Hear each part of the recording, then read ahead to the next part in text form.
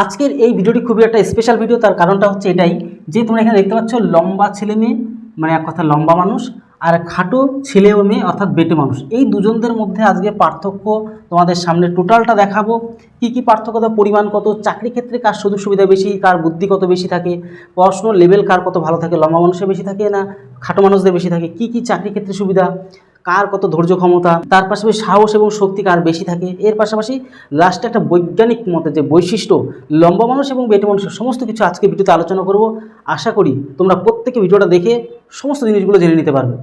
লম্বা ছেলে ও মেয়ে, যেটা কিনা আমরা লম্বা মানুষ বলছি, তাদের পরিমাণটা কত? আমাদের ভারতবর্ষে এর যে পরিমাণটা যদি পার্সেন্ট হিসাবে বলি, 100 জনের মধ্যে যদি আমরা খেয়াল করি তবে 30% মতো, অ্যাপ্রক্স 30% মতো কিন্তু লম্বা মানুষ রয়েছে, আর বাদবাকি 70% কিন্তু আমাদের খাটো মানুষ কিন্তু রয়েছে। তার মানে আমরা বুঝতে পারলাম এক্ষেত্রে লম্বা মানুষ কিন্তু পরিমাণে খুব কম হয়, আর খাটো মানুষের পরিমাণ কিন্তু একটু বেশি হয়। তাহলে মোটামুটি আমরা বুঝে গেলাম যে লম্বা মানুষের পরিমাণটা অনেকটাই কম, কিন্তু খাটো মানুষের পরিমাণটা কিন্তু বেশিরভাগ পরিমাণটা তোমরা নিজেরা হয়তো খেয়াল করেছো, আর তোমরা অবশ্যই কমেন্ট বক্সে জানাবে। এর পাশাপাশি চাকরি ক্ষেত্রে কাদের বেশি সুবিধা, কাদের বেশি অসুবিধা। দেখো, লম্বা মানুষদের সমস্ত দিক দিয়ে অপরচুনিটি বেশি, সুযোগ সুবিধাটা বেশি। তার কারণটা একটাই যে লম্বা মানুষরা সমস্ত রকম চাকরির ক্ষেত্রে কিন্তু অপরচুনিটি পায়। যেমন ধরো আমাদের পুলিশের লাইন, সে রাজ্য হোক বা কেন্দ্র সরকারি হোক না কেন, পুলিশের যত লাইন রয়েছে, তারপর ডিফেন্স লাইনের যতগুলো লাইন রয়েছে, মানে আরপিএফ থেকে শুরু করে আর্মি মিলিটারি যত রয়েছে, বিএসএফ সিআরপিএফ থেকে শুরু করে সমস্ত হাইট যাদের বেশি মানে আর কি রয়েছে, তারা কিন্তু এই সুযোগ সুবিধাগুলি কিন্তু বেশি পেয়ে যায়। আরেকটা ব্যাপার কি, যে যারা লম্বা ছেলে মেয়ে তারা কিন্তু অল্প বয়সে চাকরি পাওয়ার প্রবণতাটা কিন্তু একটু বেশিই থাকে বেটো মানুষগুলিতে বা বেটে ছেলে মেয়েদের থেকে। তাহলে এখানে তোমরা খেয়াল করতে পারছো লম্বা মানুষের সমস্ত দিক দিয়ে বেশি অপরচুনিটি পায় কাদের তুলনায়, খাটো মানুষদের বা খাটো ছেলে মেয়েদের তুলনায়। যেমন খাটো ছেলে মেয়েরা পুলিশের লাইনে যেতে পারে না, তারপরে যে মানে এক কথায় ডিফেন্সে যেগুলো হাইটের প্রয়োজন পড়ে, যে সমস্ত রিক্রুটমেন্টে বা যে সমস্ত জবে যে সমস্ত সরকারি ক্ষেত্রে চাকরি ক্ষেত্রে হাইটের প্রয়োজন পড়ে, একটু লম্বা চওড়া ছেলে মেয়ের প্রয়োজন পড়ে, সেক্ষেত্রে কিন্তু বেটো ছেলে মেয়েরা কিন্তু একদম অপরচুনিটি পায় না, এক্ষেত্রে তারা কিন্তু অনেকটা পিছিয়ে। ঠিক আছে, তাহলে এখান থেকে অ্যাডভান্টেজ নিল কে, এখান থেকে অ্যাডভান্স লম্বা ছেলেমেয়েরা কিন্তু নেয়, আর খাটো ছেলেমেয়েরা কিন্তু এখানে নিতে পারে না। ঠিক আছে, তাহলে একটাতে আমরা কিন্তু এখানে জিতে গেল কে, লম্বা ছেলেমেয়েরা কিন্তু এই ক্ষেত্রে অন্তত জিতে গেল চাকরি ক্ষেত্রে। এমন না যে বেটো ছেলেদের কিন্তু চাকরি হয় না, এমনটা না, কিন্তু পরিমাণে কিন্তু বেটো ছেলেদেরই চাকরি বেশি হয়, কিন্তু অপরচুনিটি বেশি কে পায়, লম্বা ছেলে মেয়েরা। এটা কিন্তু ভুল কিন্তু বুঝবে না তোমরা কেউই। কারণ বিভিন্ন ধরনের যেরকম এসএসসি থেকে শুরু করে তারপরে পিএসসি, বিভিন্ন ধরনের রিক্রুটমেন্ট আছে যেগুলো কিন্তু সমস্তটাই কিন্তু বেটো বা লম্বার কোনো প্রয়োজন পড়ে না। ঠিক আছে, তো সেক্ষেত্রে তোমরা কিন্তু আবার ডিমোটিভ হয়ে যাও না তোমরা যারা বেটো রয়েছে, যে লম্বাদের সব চাকরি হয়ে যায়, বেটোদের কোনো চাকরি, এমনটা একদমই নয়। এই শুধুমাত্র যেগুলো পুলিশ তারপরে হাইটের প্রয়োজন পড়ে সে সমস্ত ক্ষেত্রে লম্বারা অপরচুনিটি পায়, আর বাকি তো সব ক্ষেত্রেই তোমার যাদের হাইট কম, সে হাইট কম বা বেশি কোনো রকম গুরুত্বই দেওয়া হয় না। তো আশা করি বুঝতে পারলে। কিন্তু একটা মানে সত্য কথা তোমাদেরকে বলি, লম্বাদের তুলনায় কিন্তু বেটোরা চাকরির পরিমাণটা কিন্তু বেশি। এবার আমরা চলে আসবো বুদ্ধি ক্ষেত্রে। তাহলে বুদ্ধি ক্ষেত্রে কার কত পরিমাণ ক্যাপাসিটি রয়েছে? আমরা ছোটোবেলা থেকে শুনে আসছি যে বেটোদের গাঁটে গাঁটে বুদ্ধি থাকে, আসলেও কিন্তু সত্যি কথা, বেটোদের কিন্তু গাঁটে গাঁটে বুদ্ধি থাকে, প্রচুর বুদ্ধি। তারা এমনভাবে চলাফেরা করবে যেন তার মাথায় কিছু নেই, কিন্তু তার মাথায় পুরো গাঁটে গাঁটে বুদ্ধি থাকে। লম্বাদেরও থাকে, কিন্তু তুলনামূলক কিন্তু বেটোদের থেকে কিন্তু আমাদের লম্বাদের কিন্তু বুদ্ধিটা কিন্তু অনেকটাই কম থাকে। এমন না যে থাকে না, অবশ্যই থাকে। আর আমি তোমাদেরকে বলে রাখি, সমস্ত কিছুর ক্ষেত্রে কিন্তু ব্যতিক্রম রয়েছে।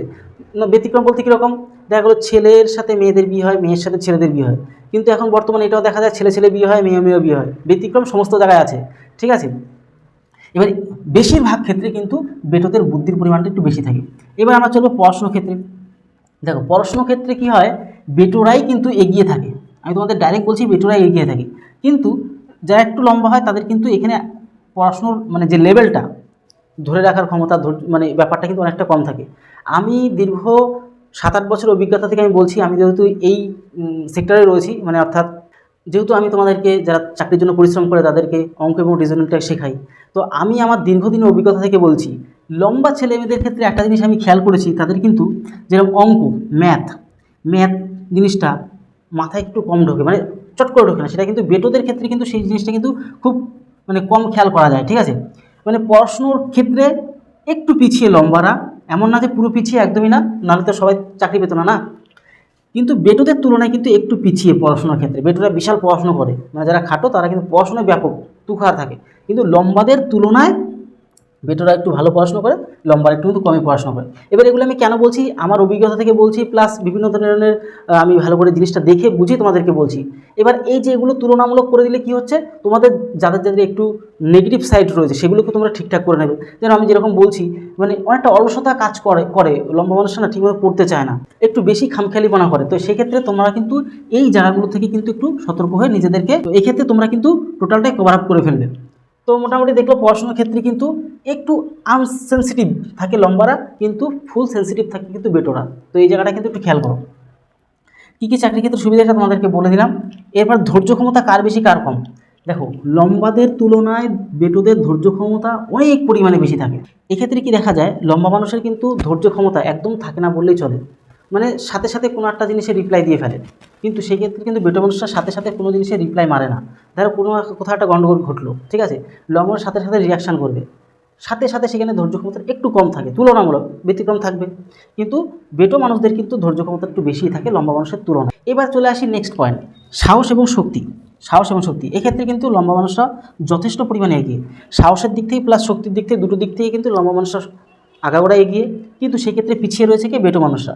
তাদের সাহস আছে, এমন যে নয়, আছে, অবশ্যই আছে, কিন্তু তাদের তুলনায় এভারেজটা কিন্তু কম। বৈজ্ঞানিক মতে তোমাদের একটু বৈশিষ্ট্যটা বলে দিই, টোটাল বিষয়টা একটু তোমাদেরকে পড়ে বলে দিচ্ছি। শরীরের উচ্চতা যাদের কম তারা অত্যন্ত বাস্তববাদী হন। বেটোরা কিন্তু, যারা একটু খাটো বেটো, তারা কিন্তু অনেকটা বাস্তববাদী হয়। এরা কিন্তু ভেবেচিন্তে টাকা পয়সা খরচ করে, হুট করে খরচ করে ফেলা এদের কিন্তু স্বভাব নয়। এটা কিন্তু খুব গুরুত্বপূর্ণ জিনিস। তো সেই কারণে কি কিন্তু অনেকে এদেরকে কিপ্টেও বলে, ঠিক আছে, কিন্তু এরা কিন্তু কিপ্টে নয়, হিসেবই হয়, এটাকে অ্যাকচুয়ালি হিসেবে বলে। অত্যন্ত বুদ্ধিমান হয় কিন্তু এই অল্প দৈর্ঘ্যের মানুষরা। তবে একটা জিনিস খেয়াল করবে যে এরা জানেন যে কোন উপায়ে নিজের কাজটাকে সম্পূর্ণ করতে হবে।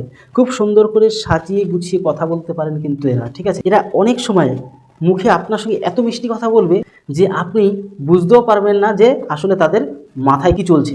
তবে এদের মন উদার প্রকৃতির হয়। লম্বা মানুষের বৈশিষ্ট্য, লম্বা মানুষ তাহলে বৈশিষ্ট্যটা জেনে নাও।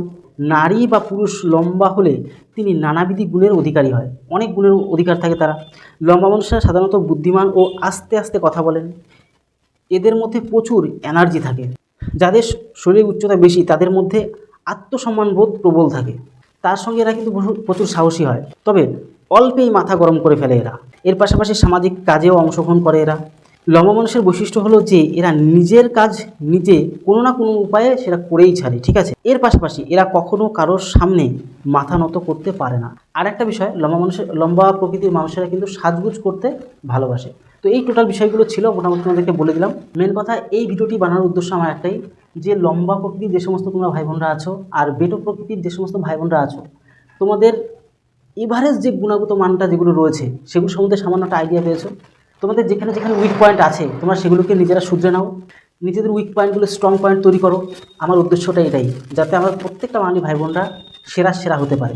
যে সমস্ত ভাই বোনরা তোমরা লম্বা আছো অথবা বেটো আছে, এটা তো তোমাদের হাতের জিনিস নয়, এটা ভগবানের সৃষ্টি। তুমি বা অনেকটা জেনেটিক, যদি সায়েন্টিফিকভাবে বলি, যে ডিএনএর উপর নির্ভর করছে সমস্ত, অর্থাৎ জিনগত বৈশিষ্ট্যর উপর নির্ভর করছে। তো সেক্ষেত্রে কেউ একটু লম্বা হয় বেশি, কেউ একটু খাটো হয় বেশি। প্রত্যেকের ইউনিক ভূমিকা আছে পৃথিবীতে, তাই প্রত্যেকের কাছে ইউনিক। প্রত্যেকের মতন নিজের মতন করে সেরা হও। কেউ কারো থেকে ছোট না, প্রত্যেকেই নিজের কাছে বা প্রত্যেকেই সমাজের কাছে বড়। তাই প্রত্যেকের মতো সঠিকভাবে কাজ করো। যদি সচিন তেন্ডুলকর ভাবতো সে বেটো মানুষ, তাহলে আজকে কিন্তু সচিন তেন্ডুলকরকে গড অফ ক্রিকেট বলা হতো না, বা ক্রিকেটের ভগবান কখনোই বলা হতো না। জেদ থাকলে সব কিছু করা সম্ভব। এর পাশাপাশি তোমার যদি টার্গেট স্থির থাকে, তাহলে তুমি বেটো হও অথবা লম্বা হও, সমস্ত কিছু তুমি কিন্তু অ্যাচিভ করতে পারবে। তাহলে ভিডিওটি আজকে এলো, তত সময় পরিবারের সাথে ভালো থেকো, সুস্থ থেকো। জয় হিন্দ, জয় ভারত। আর তোমাদের যদি কোনো রকম কোয়ারিজ থাকে এই বিষয়ের উপরে, তাহলে অবশ্যই কমেন্ট বক্সে জানাতে পারো।